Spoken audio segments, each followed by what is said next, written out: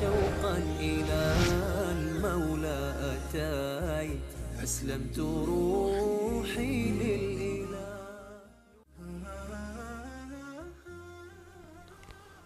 بسم الله الرحمن الرحیم.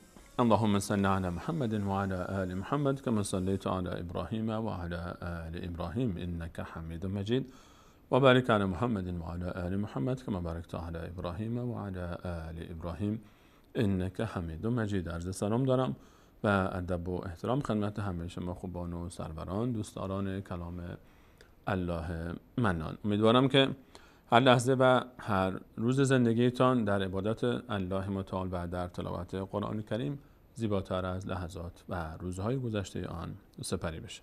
در برنامه گذشته به همراه شما عزیزان به تلاوت سوره مبارکه حمد پرداختیم و البته قبل از اون در برنامه‌های دیگری از ابتدای برنامه آموزش روحانی قرآن کریم با شما عزیزان به بررسی قواعد اولیه روحانی قرآن کریم پرداخته بودیم و به صورت عملی در سوره مبارکه حمد آن رو اجرا کردیم. هرچند که میدونم همه شما عزیزان سوره مبارکه حمد رو سالهاست که از حفظ دارید و هر روز بارها و بارها تلاوت میکنید، اما تجربه خواندن از روی مصحف شریف مقداری تفاوت داره با تجربه تلاوت از حفظ. به همین خاطر ما در ادامه برنامه آموزش روحانی قرآن کریم سوره هایی رو که شما عزیزان حفظ دارید و در نمازها تلاوت میکنید سعی میکنیم که از روی مصحف شریف به همراه شما عزیزان تلاوت بکنیم.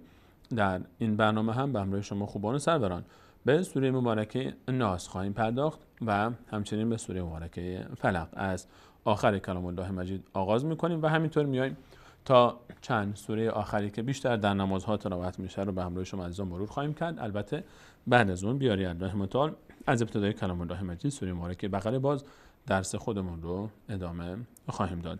میریم به سراغ سوره مبارکه ناس و سوره مبارکه فلق. این دو سوره هایی هستن که به اسم معوذتین معروفن. سوره معوذتین از تعویذ میاد، از اعوذ بالله گفتن، چون هر دوی این سوره ها با کلمه اعوذ یعنی پناه میبرم به الله شروع میشه و این سوره ها، این دو سوره قل اعوذ برب الفلق و قل اعوذ برب الناس که آخرین سوره های کلام الله مجید هستند، بسیار تاکید شده تلاوت اونها بعد از هر نماز به همراه سوره مبارکه اخلاص قل هو الله احد و همچنین برای دفع سحر و چشم زخم و برای اینکه انسان خودش رو از بیماری ها و از سحر و جادو و چشم زخم بیمه بکنه بسیار تاکید شده در روایات شریف تلاوت این سوره ها. به همین خاطر این سوره ها از اهمیت بسیار بالایی برخوردار هستند، هرچند که همه عزیزان من مطمئنم که ان شاء الله این سوره ها رو از بر دارند و حفظ می‌خوانند، اما تجربه باز هم تکرار می‌کنم که تجربه تلاوت از روی مصحف شریف متفاوت خواهد بود. به همراه شما عزیزان سوره مبارکه ناس رو آغاز می‌کنیم و بعد از اون سوره مبارکه فلق رو و بعد از ان شاء الله در برنامه‌های بعدی باز سوره های دیگری رو اضافه خواهیم کرد از آخر کلام الله مجید. تصویر سوره مبارکه ناس رو به همراه شما عزیزان مشاهده می‌کنیم. آخرین سوره مبارکه قرآن کریم است. از آداب تلاوت این هست که در قبل از تلاوت قرآن کریم میگیم اعوذ بالله من الشیطان الرجیم. بسم الله الرحمن الرحیم. سوره الناس، این که اسم سوره است. بسم الله الرحمن الرحیم. من چون درباره بسم الله الرحمن الرحیم در ابتدای سوره مبارکه هم برنامه قبلی به تفصیل صحبت کردم، شاید نیازی نباشه که ما دوباره درباره بسم الله الرحمن الرحیم و نحوه خواندنش صحبت بکنیم. عزیزان حتما یاد گرفتن. بسم الله لفظ جلاله باریک خوانده میشه چون مقابلش کسره است. بسم الله الرحمن الرحیم. اگر توقف بکنیم آخرش ساکن میشه. اگر ادامه بدیم بسم الله الرحمن الرحیم باز میریم سراغ سوره، اما مناسب ترین است که توقف بکنیم. قل، قاف ضمه داره، این علامت ضمه هست و روی هر حرفی قرار بگیره صدای او میگیره. آن حرف. لام علامت ساکن داره، این علامت ساکن هست و روی هر حرفی که قرار گرفت آن حرف به کمک آخرین حرکت ما قبلش خوانده میشه و از خودش حرکتی نداره. قل، قل، او، او. این به تنهایی میشه او اما هرگاه بعد از ضمه صدای واو حرف واو آمد، هرگاه بعد از حرکت ضمه روی حرفی حرکت ضمه قرار داره و بعد از او حرف واو میاد، آن صدای ضمه که او هست تقویت میشه و کش پیدا میکنه، میشه او. الان اینجا دیگه نمیگیم ا او، میگیم ا او.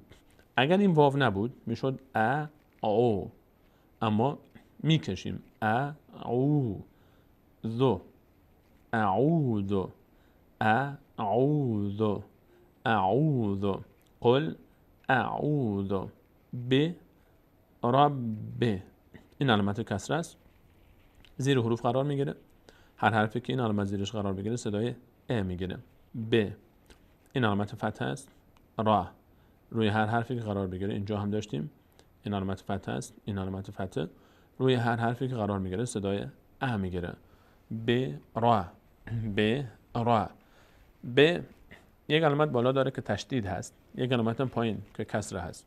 این علامت تشدید یعنی اینکه دو تا ب بوده در اصل، دو تا ب داشتیم ما، یک ب ساکن یک ب کسره دار. ب کسره دار سر جای خودش هست با کسرش، ب ساکن حذف شده به خاطر آسانتر نوشته شدن و برای اینکه اون حذف شده اثری ازش باقی باشه این علامت تشدید رو اینجا گذاشتیم تا دلالت بکنه بر حذف ب ساکن. هر جا علامت تشدید میبینیم روی هر حرفی، آن حرف یک بار به کمک آخرین حرکت ما قبل خوانده میشه، یک بار به همراه حرکتی که خودش داره. حالا یا اینجا کسره است، جاهای دیگه شاید ضمه و فتحه باشه، مثل اینجا که فتحه داره. ب رب ب رب ب دو بار خونده میشه، یک بار به همراه ما قبل، رب یک بار به همراه حرکت خودش. ب رب ب برب ب قل اعوذ برب. الف این الفی که یک صاد کوچک روی او هست بهش گفته میشه الف وصل که صاد از کلمه وصل گرفته شده. این الف وصل در هنگام وصل ما قبل به ما بعد خوانده نمیشه، اما اگر در ابتدای کلام یا آیه قرار گرفت خوانده میشه که در آیات پیش رو باز اشاره خواهیم کرد چطور خوانده میشه آن موقع. اینجا الف خوانده نمیشه، این لام خوانده نمیشه.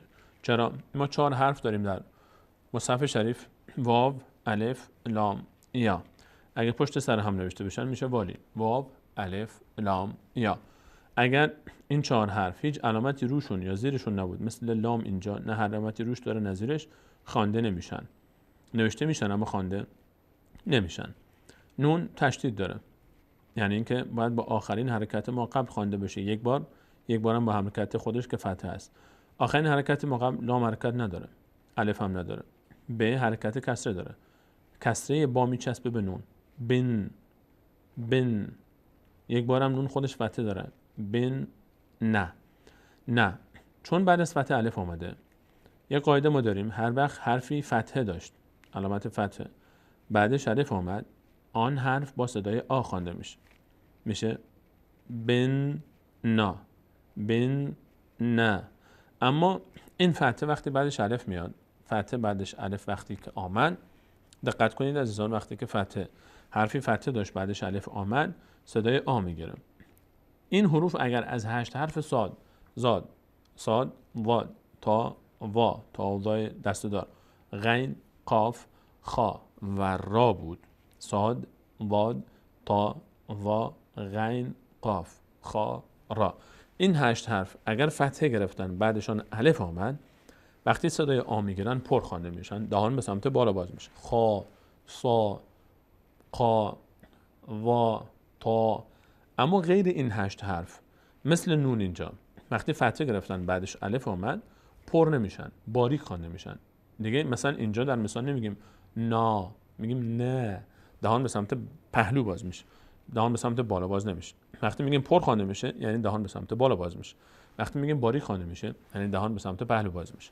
اینجا در این مثال نون از آن 8 حرف صاد، زاد، تا، وا، غین، قاف، خا و را نیست، به همین خاطر باریک خوانده میشه نه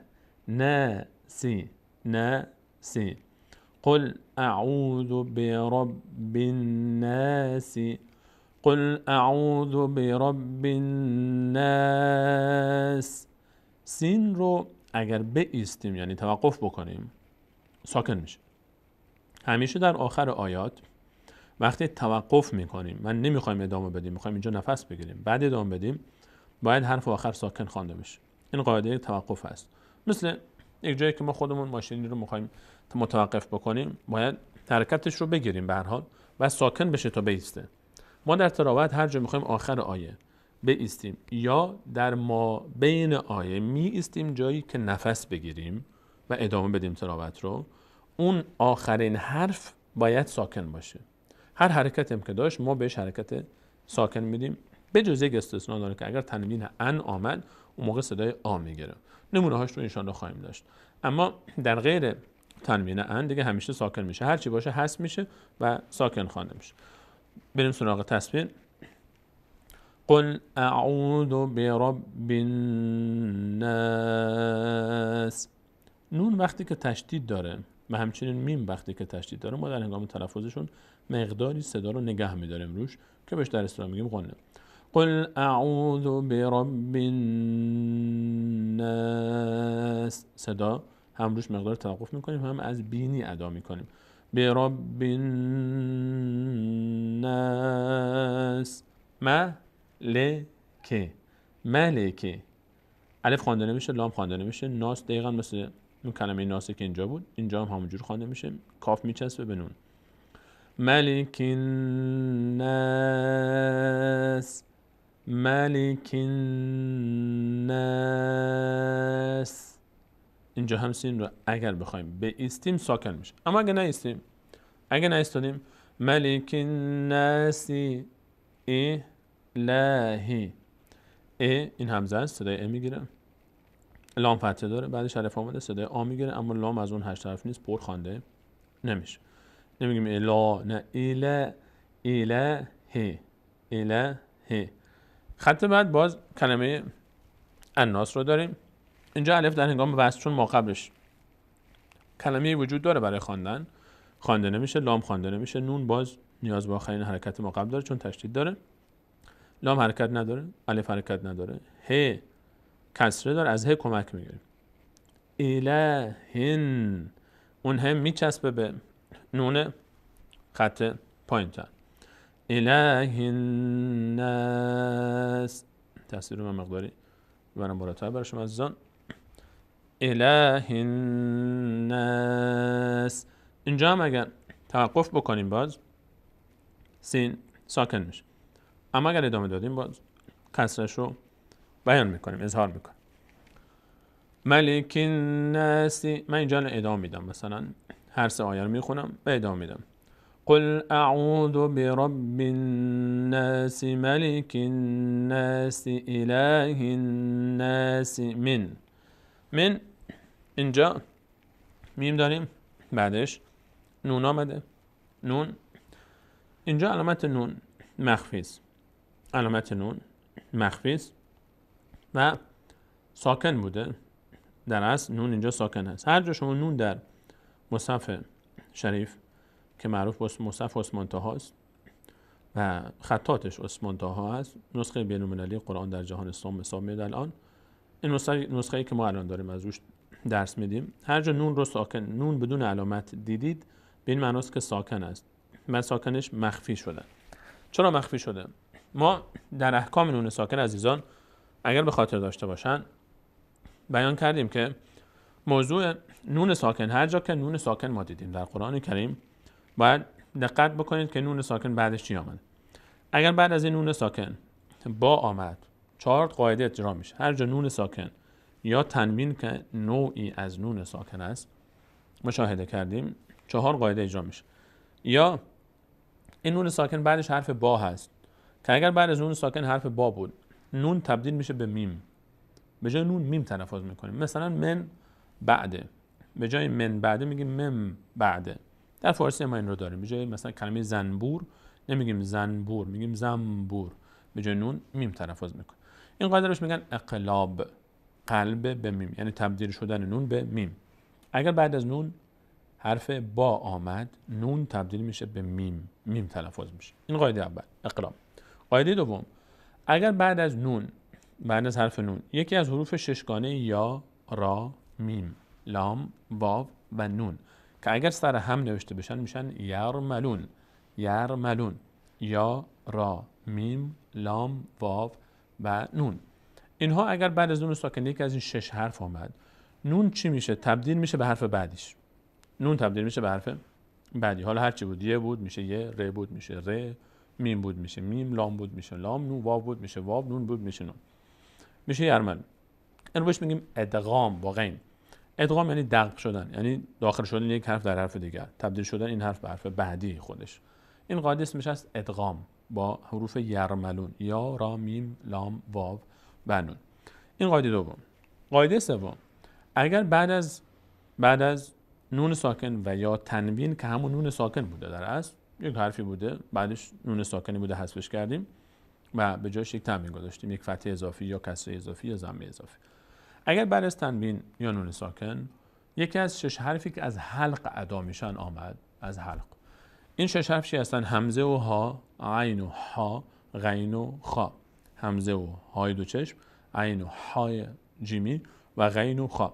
این 6 حرف اگر بعد از نون ساکن آمد، ما نون رو همون جوری که هست تلفظ میکنیم. بهش میگن قاعده اظهار با تای خواهر تای دسته‌دار و از ظاهر شدن میاد. نون همون جوری که هست ادا میشه. اینو بهش میگیم اظهار.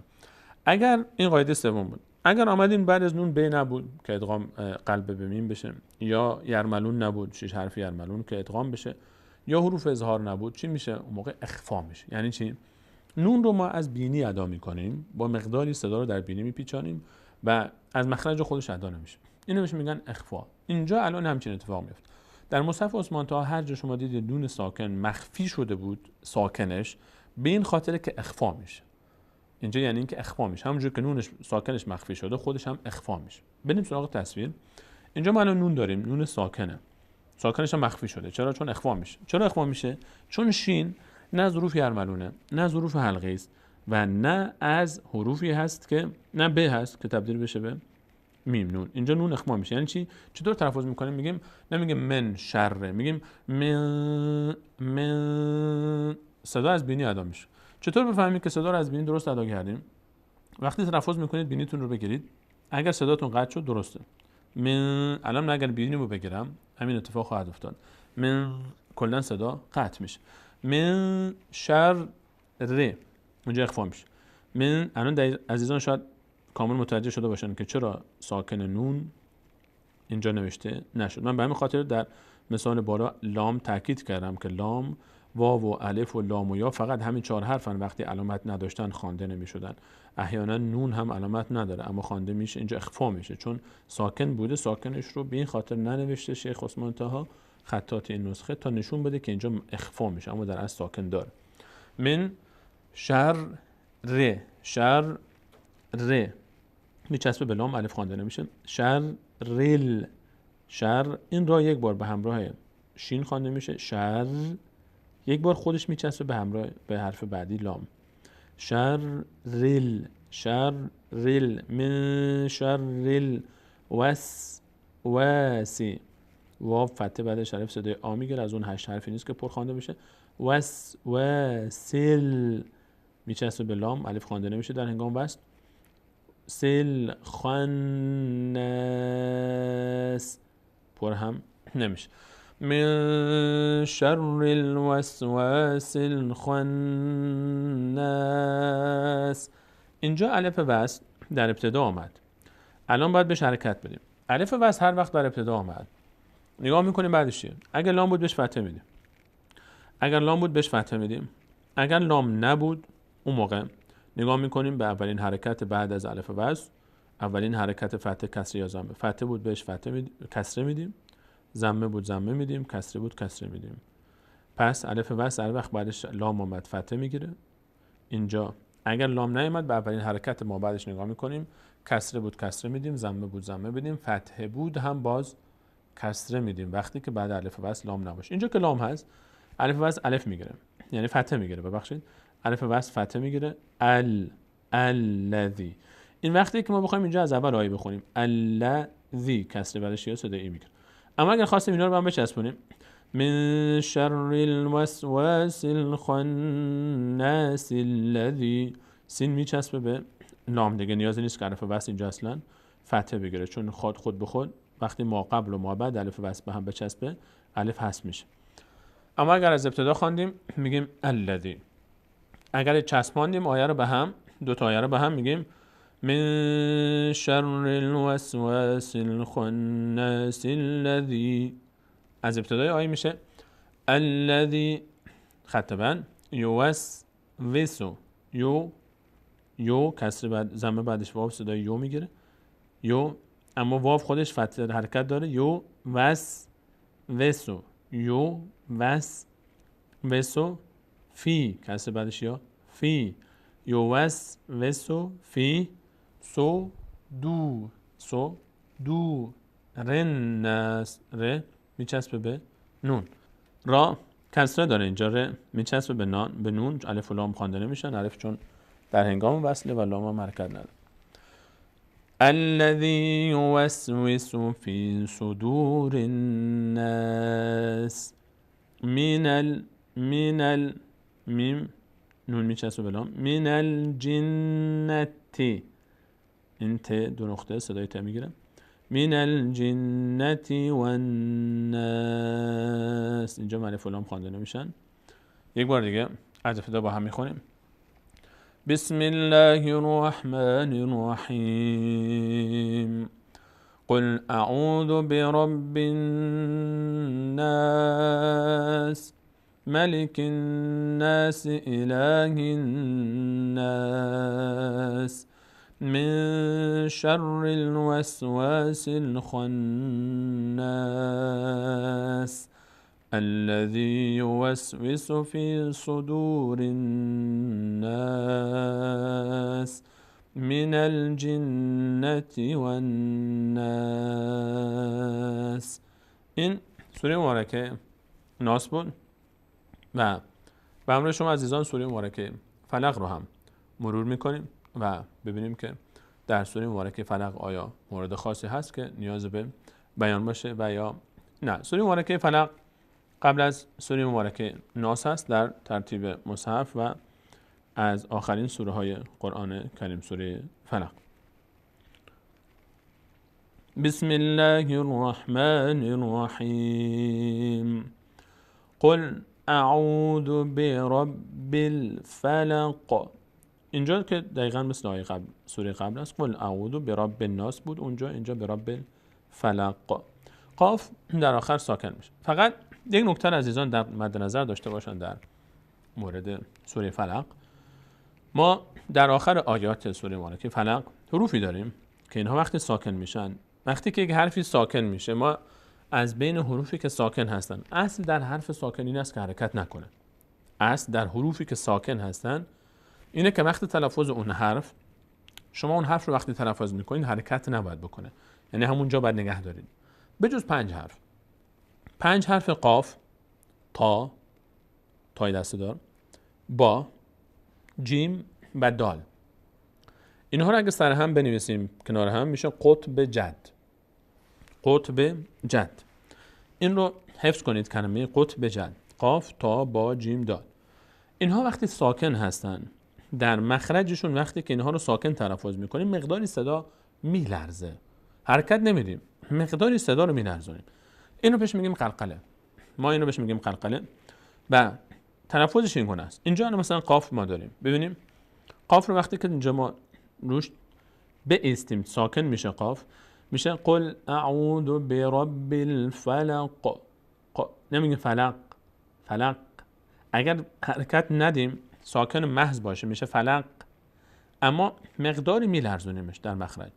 برب الفلق، فلق، زیاد حرکت نمیگیم فلق که کسره بگیره، نه. قل اعوذ برب الفلق من، اینجا نون اخفا میشه دقیقاً مثل سوره ناس. من از بینی ادا میشه. من شر ما خلق. خلقه هست که در هنگام توقف و در هنگام ایستادن قاف ساکن میشه مثل فلق. خلقه هم همونطور قلقله میشه. یعنی قاف از مخرجش در مخرجش میلرزه مقداری.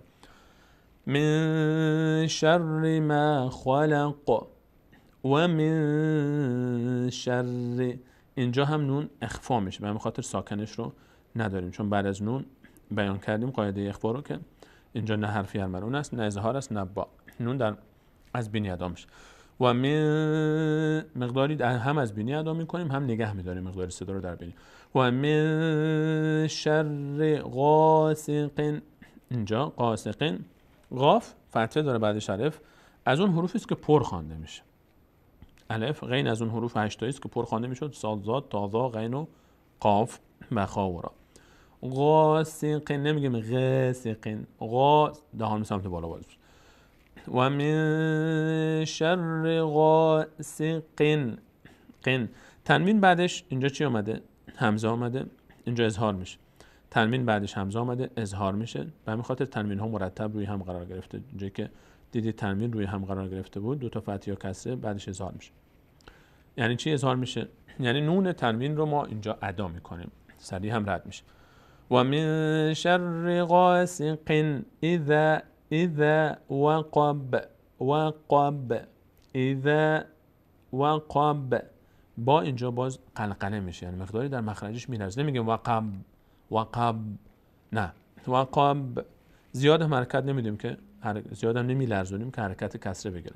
وقب نمیگیم وقب، بعضی اینجور تلفظ میکنن وقب، نه صدا نباید بگیره. وقب و من شر غاسق اذا وقب و من شر، اینجا نون میچسب، را میچسب به نون، نف الف و لام که خوانده نمیشن، نف باز نون میچسبه به ف بعدش الف داره، فتحه بعدش الف صدای آ میگیره، فا اما پر نمیشه، ف سه نقطه فتحه داره بعدش الف اومده، الف خوانده میشه اما پر نمیشه. نفه نثه اینجا پر نمیشن، الف میگیرن اما پر نمیشن چون از حروف پر خوانده شدنی نیستن.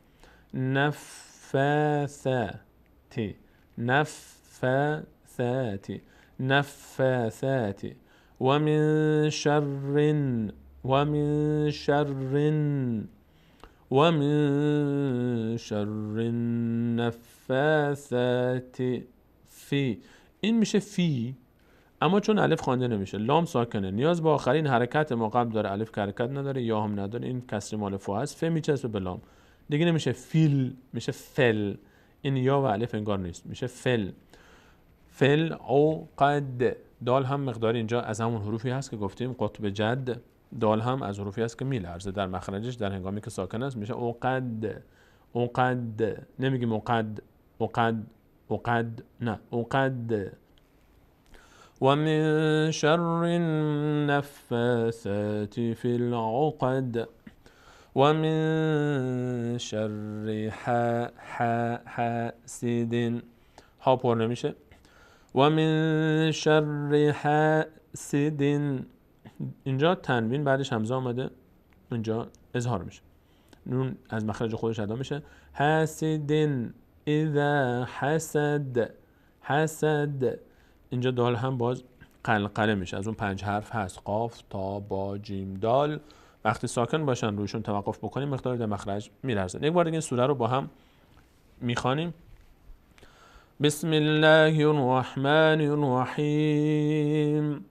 قل اعوذ برب الفلق من شر ما خلق و من شر غاسق اذا وقب و من شر النفاثات فی العقد و من شر حاسد اذا حسد. این هم از 2 سوره مبارکه و عظیمه، قل اعوذ برب الفلق و قل اعوذ برب الناس، سوره فلق و سوره ناس که به اسم معوذتین معروف هستند و بسیار تاکید شده که این سوره ها برای تداوی و شفا و برای پیشگیری از چشم زخم و درمان سحر و جادو و چشم زخم خوانده بشه و بعداً دم بشه یا برای بیماران و عزیزان، و بعد از نمازها هم به همراه سوره مبارکه اخلاص قل هو الله احد خوانده میشه. ان شاء الله که عزیزان این 2 سوره رو هم با جزئیات و تفاسیر کامل یاد گرفته باشن. در برنامه بعد ان شاء الله سوره مبارکه اخلاص و سوره مسد رو به همراه شما عزیزان مرور خواهیم کرد. تا برنامه بعد، الله یار و نگهدار شما.